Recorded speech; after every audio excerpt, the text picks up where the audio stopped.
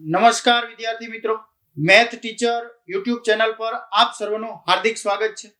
મિત્રો, જો આપ ધોરણ 10 ની બોર્ડની પરીક્ષા આ વર્ષે આપવાના હોય તો તમારા માટે આ વિડીયો ખૂબ જ મહત્વનો છે.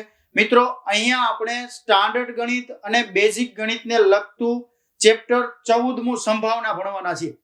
મિત્રો, આ જે ચેપ્ટર છે એ બોર્ડમાં જનરલ વિકલ્પ સાથે 14 માર્કનું અને જનરલ વિકલ્પ વગર 10 માર્કનું પૂછાવાનું છે. ખૂબ જ ગુણભારની દ્રષ્ટિએ ખૂબ જ મહત્વનું ચેપ્ટર કહી શકાય. જો આ ચેપ્ટર તમને આવડી ગયું એટલે 10 માર્ક 100% આવી ગયા એટલો કન્ફર્મ થઈ ગયું. બરાબર.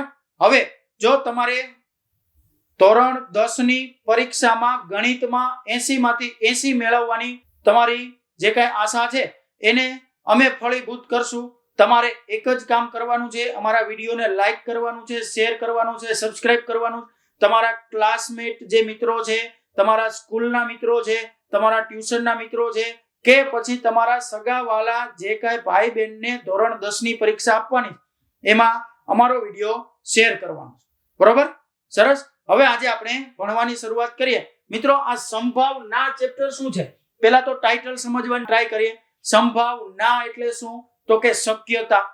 સંભાવનાનો મતલબ શક્યતા થાય. જે આપણે નાનપણથી શક્યતાઓ તપાસતા આવીએ છીએ. જેમ કે ઓછા માર્ક આવ્યા હોય તો પપ્પા આપણને ખીજાશે કે પછી કાંઈ નહીં કે એની શક્યતા કેટલી છે તો આપણે બધું ચેક કરીએ છીએ કે ભાઈ મમ્મી મારશે કે નહીં મારે, એટલા માર્ક આવ્યા છે તો મમ્મી ખીજાય કે નહીં. જો એવું લાગતું હોય ખીજાય તો આપણે એનું અલગથી જે કાંઈ છે બેકઅપ પ્લાન કરી નાખીએ છીએ. જેમ કે બેનો હોય તો હંજવારી કે પોતું કરી દઈએ. એવા બધા અલગ અલગ આપણે સરસ મજાના મમ્મીને પપ્પાને રીઝવવાના જે કઈ પ્રયાસો કરતા હોય. તો બસ એ જ સંભાવના અહીંયા આપણે ગાણિતિક સ્વરૂપે જોવાના છે. મિત્રો, તમે 11-12 કોમર્સમાં જશો તો ત્યાં પણ આંકડા શાસ્ત્ર જે કઈ આખો વિષય છે સ્ટેટ વિષય એમાં તમે સંભાવનાનું ફરી પાછું ડિટેલમાં ભણવાના છે. અને 9મું જે કઈ જૂનું 9મું છે એમની અત્યારે નવા 9માની ટેક્સ્ટ બુકમાંથી સંભાવના ચેપ્ટર નીકળી ગયું. પણ ગયા વર્ષે જે 9માં હતા મતલબ તમે અત્યારે 10માં છો તો તમારે પણ 15મું ચેપ્ટર સંભાવના હતું. અત્યારે જૂની ટેક્સ્ટ બુકમાં ચેપ્ટર નંબર 15 સંભાવના છે. નવી ટેક્સ્ટ બુક મતલબ આ વર્ષે ગુજરાત સરકારે ટેક્સ્ટ બુકની ગણિતની ટેક્સ્ટ બુકમાં સુધારા વધારા કર્યા. જેમાં 11મું ચેપ્ટર રચના ચેપ્ટર એ લોકોએ કાઢી નાખ્યું. તો એક ચેપ્ટર અપ આવ્યા, ચેપ્ટરના ક્રમાંક અપ આવ્યા એટલે હવે આ ચેપ્ટર 14મું થઈ ગયું. બરાબર? જે જનરલ વિકલ્પ સાથે 14 માર્કમાં પૂછાવાનું અને જનરલ વિકલ્પ વગર 10 માર્કમાં પૂછાવાનું. મિત્રો જોજો, સંભાવના એટલે શું?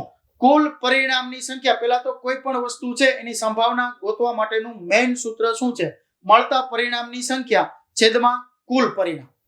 ફોર એક્ઝામ્પલ, હું આગળ વધુ તમને કહું કે જેમ કે હું કોઈ સિક્કો ઉછાળું, વિચારો મેં કોઈ એક સિક્કો ઉછાળ્યો તો જ્યાં સુધી સિક્કો મારા હાથમાં અથવા નીચે કોઈ સપાટી ઉપર નથી પડતો ત્યાં સુધી સંભાવના શું હોય?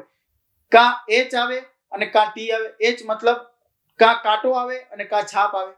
બરોબર? જ્યાં સુધી હવામાં છે ત્યાં સુધી સંભાવના છે. પછી નીચે પડ્યો અને કોઈ એક આવી ગયું એટલે ઈ જે આવ્યું ઈ એનું પરિણામ કહેવાય. બરોબર? મતલબ કાંટો આવ્યું તો પણ પરિણામ કહેવાય, છાપ આવ્યું તો પણ એનું શું કહેવાય? પરિણામ. બરોબર? રેડી? સરસ. આગળ વધી. હવે જોજો, મેં કોઈ પણ ઘટના છે મતલબ ઘટના એ છે, મેં સિક્કો ઉછાળ્યો અને ઘટના એ કહી દઉં તો ઘટના એ થવાની સંભાવના મતલબ એને શું કહેશું? પી ઓફ એ. આ જે મેં લખ્યું છે એને પી ઓફ એ કહેવાય. હવે જોજો, વિચારજો, મેં જ્યારે સિક્કો ઉછાળ્યો હતો ત્યારે કાં કાંટો આવતો હતો અને કાં છાપ આવતી હતી. હવે માની લ્યો કે કાંટો આવ્યો તો છાપ પણ આવવાની હતી ને, પણ આવી નહીં. તો જે છાપ આવી ને એ ઘટના એ જે કાંટો, જો માની લ્યો કે સિક્કો ઉછળતો હતો, હવામાં હતો ત્યાં સુધી કાં કાંટો આવતો હતો ને કાં છાપ આવતી હતી, આપણને ખબર નહોતી. પણ નીચે પડ્યો અને કાંટો આવી ગયો, એચ આવી ગયો તો પેલા જ્યારે હવામાં હતી ત્યારે જેટલો એચ આવવાની શક્યતા હતી એટલી ટી આવવાની શક્યતા હતી. પણ પછી પરિણામ આવ્યું, એચ આવ્યું. તો જો એચ આવી ગયું ને મતલબ કે ઘટના એનું પરિણામ એચ આવ્યું તો ઘટના એ મતલબ ટી આવવાની સંભાવના છે ને એને હું શું કહીશ? પી ઓફ એ બાર. જો વરસાદ આવવાની સંભાવના 1 હોય, સોરી જેટલી વાદળા બંધાણા મતલબ વરસાદ આવવાની સંભાવના જેટલી છે એટલી જ સંભાવના વરસાદ ન પણ આવવાની છે. જો વરસાદ આવ્યો તો એને હું પી ઓફ એ કહી દઈશ. અને વરસાદ નથી આવ્યો એને હું શું કહીશ? P of A bar. Ready? સમજાણું શું કહું છું? ફરીથી કહું, જો વરસાદ વાદળા બંધાણા મતલબ વરસાદ આવવાનો. જો વરસાદ આવ્યો તો એ ઘટના એ થઈ ગઈ, તો ઘટના વરસાદ ન આવ્યો એ શું થયું? A બાર થયું. માની લ્યો વરસાદ ન આવ્યો તો એ ઘટના એ થઈ, અને આવવાની જે શક્યતા છે એનું હું શું કહું? A બાર કહું. રેડી? સરસ. કોઈ પણ ઘટનાના બધા જ પરિણામનો સરવાળો મિત્રો એક થશે. જેમ કે અહીંયા મેં લખ્યું છે, ઘટના A થવાની અને ઘટના A ન થવાની બે સંભાવનાનો સરવાળો કેટલો થશે? તો કે 1 થશે. બરોબર? રેડી? આ જે કહે છે જનરલ આવું બધું પૂછતા હોય છે. મેઇનલી તો આ પૂછતા હોય છે કે P of A plus P of A બાર. મિત્રો અહીંયા P of A ની જગ્યાએ P of E પણ લખ્યું હોય અથવા કોઈ પણ બીજું લખ્યું હોય તો અહીંયા P of E plus P of E બાર બરાબર પણ એક જ થશે. એવું ન રાખતા કે સાહેબે એ શીખવાડ્યું, E નું તો કીધું જ નહીં, સાહેબે કલર કરી નાખ્યો મારે રે, એવું કઈ નથી. રેડી? સરસ. હું તમને A to Z માહિતી આપવાનો છું. તમારે બોર્ડની પરીક્ષામાં 10 માંથી 10 સંભાવનાના આવશે, ઈ ગેરંટી માર્ક. બરોબર? ત્યાર પછી આગળ વધી. હવે જો બે પ્રકારની ઘટના હોય, એક ચોક્કસ ઘટના હોય અને એક અશક્ય ઘટના હોય. ચોક્કસ ઘટના છે, ચોક્કસ ઘટના એટલે શું? તો કે માની લ્યો કે રોજ સવારે તમે ઉઠો કે ન ઉઠો પણ સૂરજ નારાયણ પૂર્વ દિશામાં ઉગે છે. રોજે સવારે તમે ઉઠો તોય ભલે, ન ઉઠો તોય ભલે, સૂર્યને પૂર્વ દિશામાં જ ઉગવાનું. એવું નથી થયું કે ભાઈ આજ અમારા છગનભાઈ ઉઠ્યા નથી તો આજ હું ઉત્તર દિશામાંથી ઉગું. એવું થયું જ કોઈ દી? એવું થાય નહીં. તો જે ઘટના 100% ઘટવાની જ છે ને એ બધી જ ઘટના ચોક્કસ ઘટના કહેશું. શું કહેશું? જે ઘટના 100% ઘટવાની છે એવી ઘટનાને ચોક્કસ ઘટના કહેશું. ચોક્કસ ઘટનાની સંભાવના કેટલી હોય? તો કે ચોક્કસ ઘટનાની સંભાવના 1 હોય. મિત્રો સંભાવના જનરલી છે ને સંભાવના 0 અથવા 0 કરતા મોટી. હું P of A કહી દઉં, P of A જે છે એ થવાની સંભાવના કેટલી હોય? તો કે 0 અથવા 0 થી મોટી અને 1 અથવા 1 થી નાની હોય. શું હોય? મતલબ 0 અને 1 ની વચ્ચે હશે કોઈ પણ સંભાવના, કોઈ પણ ઘટના ઘટવાની સંભાવના છે એ કાં 0 હશે, નાનામાં નાનો 0 હોય, અને મોટામાં મોટું 1 ની વચ્ચે હોય. ક્યાંય તમને 1.5 સંભાવના દેખાશે નહીં. રેડી? સમજાય શું કહું છું? ક્યાંય તમને 1.5 મતલબ આ 1 કરતા મોટું થયું, અથવા ક્યાંય તમને -1.5 નહીં દેખાય. રેડી? હા, બીજું એક વસ્તુ એ કહું કે ટકાવારીમાં વાત થતી હોય તો આવી રીતે આમ 10%, 20%, 25% આમ હોય. મતલબ આ શું કહેવા માંગે છે? તો ઘટના એ થવાની સંભાવના કેટલી? 25% છે. આ જવાબ હોઈ શકે. 0 અને 1 ની વચ્ચે હોઈ શકે, પણ 1 થી મોટું અથવા 0 થી નાની સંખ્યા હોઈ શકે નહીં. રેડી? કમ્પ્લીટ? ડન? ચોક્કસ ઘટના કેને કીધી હતી? તો કે જે ઘટના 100% ઘટવાની છે એને બધાને ચોક્કસ ઘટના કહીશું, જેને બીજી ભાષામાં શક્ય ઘટનાઓ પણ કહેવાય. રેડી? બરોબર? તો આ જે છે ચોક્કસ ઘટના, જેમ એક ઉદાહરણ દીધું મેં, પૂર્વ દિશામાં સૂર્ય ઉગવાના જ છે, પશ્ચિમ દિશામાં સૂર્યનારાયણ આથમવાના જ છે. બીજું કે મેં આંબો વાવ્યો હોય તેમાં કેરી જ આવે, સફરજન ન આવે. સમજાય? બરોબર? રેડી? હવે જો આપણે પેપર આ વિડીયો જોયા પછી આપણે પેપર લખવા બેહી તો 10 માંથી 10 જ આવે. આ ચોક્કસ ઘટના કહેવાય. ચોક્કસ જ કહેવાય ને, અશક્ય નથી ને ભાઈ. જોજો, અશક્ય એટલે શું? તો જે હું બોલ્યો કે આંબાના વૃક્ષ હોય એની ઉપર સફરજન આવે કોઈ દી? ન આવે ને, તો એને આપણે કેવી કહેશું? અશક્ય ઘટના કહેશું. એની સંભાવના કેટલી હોય? તો 0 હોય. જે ઘટના કોઈ દી ઘટવાની જ નથી એનું 0 સંભાવના હશે. જે ઘટના 100% ઘટવાની એને આપણે 1 સંભાવના કહેશું. બરાબર? ચોક્કસ ઘટના સૂરજ નારાયણ પૂર્વ દિશામાં ઉગે છે. અશક્ય ઘટના તો કે સૂરજ નારાયણ ઉત્તર દિશામાં ઉગે છે. ઉત્તર દિશામાં કોઈ દી ઉગે નહીં, ઉત્તર દિશામાં કોઈ દી હાથમે નહીં.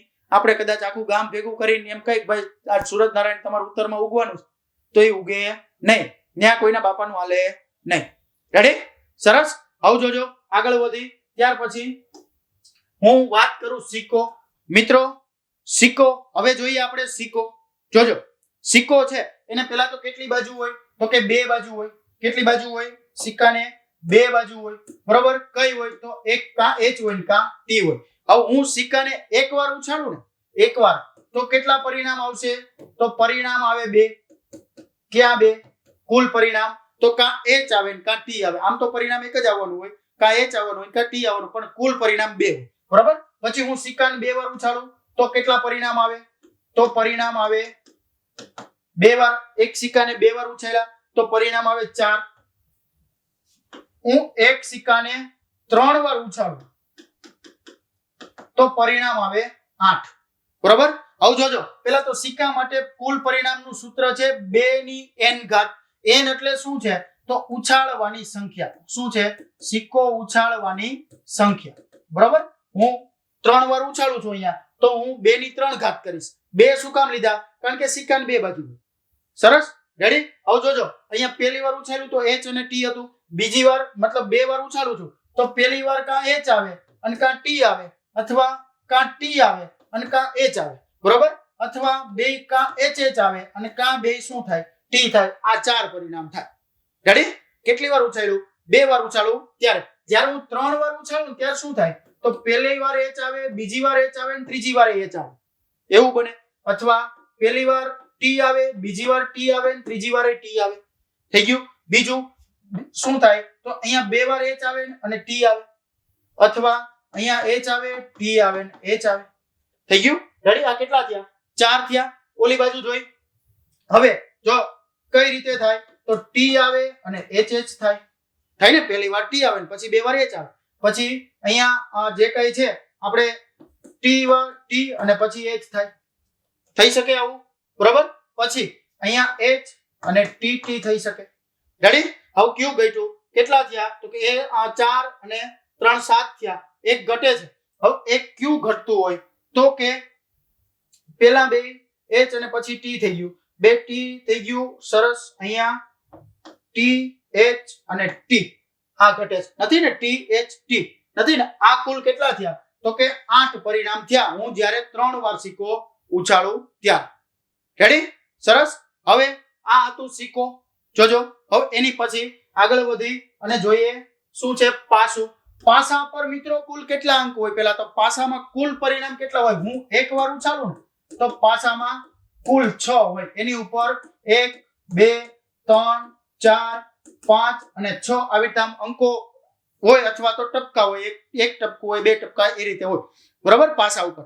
હવે જોજો, હું જ્યારે પાસાને એક વાર ઉછાળું ત્યારે 6 થાય છે. જ્યારે 2 વાર ઉછાળું ને 2 વાર, ત્યારે કુલ પરિણામ જે કઈ છે એ 36 આવશે. કેટલા આવશે? કુલ પરિણામ 36. કેમ ભાઈ 36? ઓલું યાદ કરજો, જ્યારે આપણે સિક્કો હતો ને અહીંયા 2 ની n ઘાત હતી, 2 બાજુ હતી અને એને n ઘાત કરી હતી. અહીંયા શું થશે? તો કે 6 ની n ઘાત. શું કામે? કારણ કે પાસાને 6 બાજુ હોય અને એની n ઘાત. રેડી? n ની જગ્યાએ હું 1 મૂકું એટલે 6 પરિણામ, n ની જગ્યાએ 2 મૂકું તો 36 પરિણામ આવે. ક્યાં ક્યાં? તો અહીંયા 1 પહેલી વાર 1 આવે, બીજી વાર 1 આવે, પછી 1 અને 2 આવે, 1 અને 3 આવે, 1 અને 4 આવે, 1 અને 5 આવે, 1 અને 6 આવે. બરાબર? પછી શું આવી શકે? તો કે 2 અને 1 આવે, 2 અને 2 આવી શકે, 2 અને 3 આવે, 2 અને 4 આવે, 2 અને 5 આવે, 2 અને 6 આવે. રેડી? ત્યાર પછી શું આવે? તો કે 3 અને 1 આવે, 3 અને 2 આવે, 3 અને 3 આવે, 3 અને 4 આવે, 3 અને 5 આવે, 3 અને 6 આવે. રેડી? ત્યાર પછી 4 1 આવે, 4 2 આવે, 4 3 આવે, 4 4 આવે, 4 5 આવે, 4 6 આવે. આ શું છે? પહેલી વાર ઉછાળું તો 4 આવે, બીજી વાર ઉછાળું તો 1 આવે. એ લખું છું. 2 આંકડા એટલે લખું છું. રેડી? ત્યાર પછી 5 1 5 2 5 3 5 4 5 5 અને 5 6. હાલો, 6 1 6 2 6 3 6 4 6 5 અને આ 6 6. જો કુલ કેટલા પરિણામ લખ્યા? મેં 36 પરિણામ લખ્યા. જો પહેલી વાર 2 વાર ઉછાળતો હોય તો પહેલી વાર કાં 1 આવે અને બીજી વાર 1 આવે, કાં પહેલી વાર 1 આવે અને બીજી વાર 2 આવે, કાં પહેલી વાર 1 આવે અને બીજી વાર 3 આવે. એવી રીતે હું ઉછાળતો જાઉં. એટલે કુલ હું પાસાને ઉછાળું તો કેટલા પરિણામ થયા? તો કે 36 પરિણામ. કેટલી વાર ઉછાળ્યા મેં? 2 વાર. રેડી? કમ્પ્લીટ. આ હતું પાસો. ત્યાર પછી એની પછી જોઈ આગળ તો શું છે? 52 પત્તા છે. શું છે? આપણે ગંજી પત્તો રમીએ ને, બેનો રમતા હશે ક્યારે? હાઈતમ આઈઠમે નહીં તો ભીમ 11 હશે. રમતા તો હોય જ. જો 52 પત્તા છે ને, એમાં એક હોય લાલ હોય, એક હોય કાળી હોય, એક હોય ફુલ્લી હોય અને એક હોય કાળી, ફુલ્લી, લાલ અને ચોકટ. શું હોય? ચોકટ. આ લાલી છે ને, લાલી, એ લાલ રંગની એની માથે ઓલી કંઈક હાર્ટ જેવું કર્યું હોય. અહીંયા ચોકટ છે ને, ચોકટ એ પણ લાલ રંગનું હોય. જ્યારે આ બે છે ને એની ઉપર કાળા રંગના જે કાંઈ છે એ એના નિશાન કર્યા હોય. ફૂલી ઉપર જે કાંઈ કાળા રંગનું ઝાડવા જેવું દોર્યું હોય અને કાળી ઉપર કંઈક આવું કંઈક નિશાન કરેલું હોય, આવું કંઈક હોય. બરોબર. લાલી ઉપર હાર્ટ દોરેલું હોય, આ ઊંધું દોર્યું મેં, અને આમ કંઈક હોય. ભાઈ આપણે પત્તા બહુ રહીમાં નથી એટલે આપણને બહુ નથી. આવું કાળી ઉપર હોય, ફૂલી ઉપર કંઈક આમ કંઈક આવું કંઈક દોરેલું હોય. ચોકટમાં તો સીધું આમ આવું હોય, અને લાલ છે એમાં હાર્ટ હોય. બરોબર. આ લાલ રંગનો હાર્ટ હોય, આ લાલ રંગનું હોય, આ બે કાળું હોય. બરોબર. હવે આ બધા જ છે ને 13 પન્ના હોય. કેટલા હોય? 13. મતલબ 13 લાલીના પન્ના હોય, 13 કાળીના પન્ના હોય, 13 ફૂલીના પન્ના હોય અને 13 ચોકટના પન્ના હોય. બરાબર. રેડી? હવે આમાં શું હોય તો 1 થી લઈ અને 10 સુધી, મતલબ 2 થી લઈને એકા ઉપર કંઈક એ જેવું લખેલું હોય. 1 થી લઈ અને 10 સુધી. ત્યાર પછી ગલ્લો, રાજા અને રાણી આ રીતે હોય. જે લખો મતલબ ગલ્લો, કે મતલબ રાજા અને ક્યુ મતલબ રાણી. આવી રીતે બધા પન્ના હોય. બરાબર. રેડી? હવે જો આ બે જે છે ને લાલી અને ચોકટ, એ બેને લાલ રંગના પન્ના કહેવાય. કેવા કહેવાય? લાલ રંગના. જ્યારે ફૂલી અને કાળી આ બે છે ને એને કાળા રંગના કહેવાય. શું કહેવાય? કાળા રંગના. સમજાય? રેડી? કાળા રંગના અને લાલ રંગના એટલે શું? તો લાલ રંગના અને કાળા રંગના કેને કહેશું? હવે જોજો, આમ હું પૂછું તમને કે લાલ રંગના કેટલા કુલ પન્ના છે? તો કે 13 અને 13 26. લાલ રંગના કુલ પન્ના કેટલા? તો કે 13 ને 13 26. બરાબર. પણ હું એમ પૂછું તો લાલીના કુલ પન્ના કેટલા? તો કે 13. બરાબર. પછી એમ પૂછું લાલ રંગના બાદશાહ કેટલા? તો જો લાલ રંગના બાદશાહ કેટલા? તો એક લાલીનો બાદશાહ અને એક ચોકટનો બાદશાહ, મતલબ લાલ રંગના 2 બાદશાહ થાય. એવી જ રીતે 2 ગલ્લા થાય, 2 રાણી થાય. બરાબર. સેમ ટુ સેમ કાળા રંગના પૂછું તો 2 બાદશાહ, 2 રાણી, 2 ગલ્લા, 2 એકા, 2 દુડી, એ રીતે હોય. વિઠ્ઠલ તીડી. રેડી? સરસ. સમજાણું? હવે જો હું છે ને એક મુખ મુદ્રા વાળા પત્તા પૂછે છે. શું પૂછે છે? મુખ મુદ્રા વાળા. તો મુખ મુદ્રા વાળા કુલ પત્તા હું તમને કહું ને તો ગલ્લો, બાદશાહ અને રાણી. જો અહીંયા એકો નથી, એકો નથી. ગલ્લો, બાદશાહ અને રાણી આ 3 પત્તા છે ને એને મુખ મુદ્રા વાળા કહેવાય. તો હું આ 3 છે એ 3 ચોક અને જે કઈ છે હું કેટલાય છે આ 3 છે અને એવા 4 હોય તો 3 ચોક 12. કુલ કેટલા? 12 મુખ મુદ્રા વાળા પત્તા છે. શું કહું છું? જો હું તમને કહું મુખ મુદ્રા મતલબ લાલીનો, કાળીનો, ચોકટનો અને હજી કોણ વધ્યું તો કે ફૂલી. આ ચારેયના એક ગલ્લો હોય છે. પછી એવી રીતે એક બાદશાહ છે ને એવી રીતે એટલે 4 3 12 કુલ મુખ મુદ્રા વાળા પત્તા કેટલા? તો 12 છે. એમાંથી હું લાલ કલરના મુખ મુદ્રા વાળા પત્તા કહું તો લાલ કલરના તો કે 3 લાલીના અને 3 ચોકટના એટલે 6 પત્તા છે એ મુખ મુદ્રા વાળા પત્તા લાલ રંગના હોય. સમજાય છે? રેડી? મુખ મુદ્રા એટલે કોણ? તો કે ગુલામ, રાજા અને રાણી. આ 3 ને મુખ મુદ્રા વાળા પત્તા કહેવામાં આવે છે. બરાબર. રેડી? સરસ. વધારે હજી ન ખબર પડે તો આની પછીનો વિડીયો જોજો. હજી તો આ પ્રસ્તાવના છે. આની પછીના વિડીયોમાં જ્યારે દાખલાઓ ગણશું આપણે બધા જ ઉદાહરણ અને બધા જ સ્વાધ્યાયના દાખલાઓ જોવાના. તો એમાં જ્યાં આ પ્રકારના દાખલાઓ છે ત્યાં હજી વિસ્તૃત તમને સમજાવવામાં આવશે. રેડી? અત્યારે ખબર પડી મુખ મુદ્રા કેને કહેશું, લાલ રંગના કેને કહેશું, ત્યાર પછી કાળા રંગના કેને કહેશું. એક આવે છે કેલેન્ડર. મિત્રો આ કેલેન્ડર વસ્તુ એવી છે કે જે આપણને ખ્યાલ હોવો જોઈએ. એક તો વર્ષમાં 365 દિવસ હોય છે, 52 અઠવાડિયા હોય. આ દિવસની વાત થાય છે. 52 અઠવાડિયા હોય. રેડી? ત્યાર પછી એક અઠવાડિયામાં 7 દિવસ હોય. એક માસમાં 30, 31, 28 અને 29 દિવસ હોય છે. આવા એક વર્ષમાં 12 માસ હોય છે. બરોબર? આવી બધી માહિતી તમને હોવી જોઈએ. હજી આપણે આગળ ઘણું બધું આમાં ભણશું. જેમ કે 31 દિવસ ધરાવતા જે કઈ મહિનો છે એમાં કોઈ પણ વાર 5 આવવાની સંભાવના કેટલી, એ પ્રકારના દાખલાઓ પૂછે છે. તો ત્યારે આપણે હજી વિસ્તૃત આને જોશું. લીપ વર્ષ હોય, બે પ્રકારના વર્ષ હોય, એક લીપ વર્ષ હોય અને એક સામાન્ય વર્ષ હોય.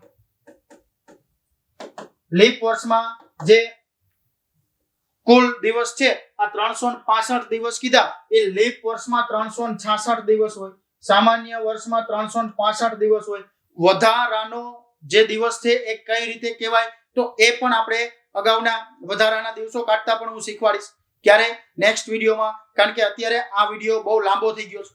બરોબર, હવે મિત્રો આજ માટે એટલું જ રાખીએ. મળીએ પાછા નવા દિવસે સંભાવનાના ઉદાહરણો અને સ્વાધ્યાયના દાખલાઓ સાથે.